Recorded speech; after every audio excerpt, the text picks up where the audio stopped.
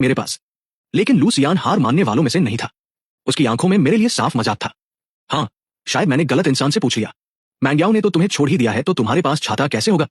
मुझे पता था कि वह जानबूझकर मुझे उकसा रहा है। मैं उससे बात नहीं करना चाहता था, इसलिए मैंने दरवाजा बंद करने के लिए हैंडल खींचा। तभी लूसिया ने दरवाजे का हैंडल पकड़ा और जानबूझकर जमीन पर गिर गया। उसकी आंखें तुरंत लाल हो गई। भैया, मुझे पता है कि आप मुझे देखना नहीं चाहते। मैं तो बस थोड़ा सा मसाला मांगने आया था ताकि मैं मैग्याओं के लिए रात का खाना बना सकूं। अगर आप नहीं देना चाहते तो मत दीजिए। लेकिन आपने मुझ पर हाथ क्यों उठाया? लूसियान की इस अचानक की गई एक्टिंग को देखकर मेरा दिल जोर से धक उठा। इससे पहले कि मैं कुछ समझ पाता, मुझे नहीं पता सुमिंग्या कब सीढ़ियों से भागते हुए आई और उसने तुरंत उसे अपने पास सहारा देकर खड़ा कर लिया। उसने मेरी तरफ बड़ी ही ठंडी आंखों से देखा। उसके टोन में लूसियान के लिए गहरी चिंता थी। तुम्हारी लूसियान से कोई दुश्मनी नहीं है, फिर तुम बिना किसी बात के इतना तमाशा क्यों कर रहे हो? अब वो मेरा बॉयफ्रेंड है, प्लीज उसके साथ तमीज से पेश आओ।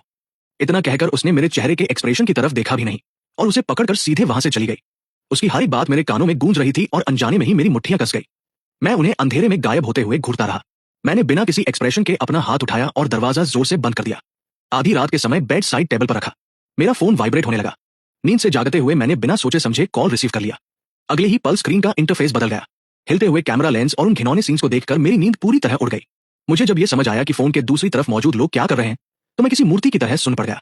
आखिरकार मैं खुद को रोक नहीं पाया और मैंने कॉल कट कर दी। मेरी नींद से भरी आंखों में अब लाल रंग के खून की लकीरें छा गई थी। इसके बाद कुछ दिनों तक मैं घर से बाहर नहीं निकला। जब तक मेरे बेस्ट फ्रेंड की शादी का दिन नहीं आया, तब तक मैंने खुद को संभाला और बाहर निकला। होटल पहुंचकर शादी शुरू होने से पहले मैंने अपना तैयार किया हुआ गिफ्ट उसे दे दिया। हम दोनों ने थोड़ी देर बात की। मेरे दोस्त ने मेरा हाथ पकड़ा और कहा, शियान, मैंने सुमैग्या को भी इनविटेशन कार्ड भेजा था। उसने आने के लिए हाँ भी कर दी है। थोड़ी देर बाद तुम जाकर उसे रिसीव कर लेना। उसके साथ ज्यादा से ज्यादा बात करना। क्या पता उसे तुम्हारे प्रपोजल का सीन याद आ जाए और उसकी मेमोरी वापस आ जाए। मैं कुछ देर के लिए शांत रहा और फिर अपना सिर नामे हिला दिया। मेरे चेहरे से गायब होती मुस्कान को देखकर मेरे दोस्त की आंखों में चिंता साफ दिखाई दे रही थी।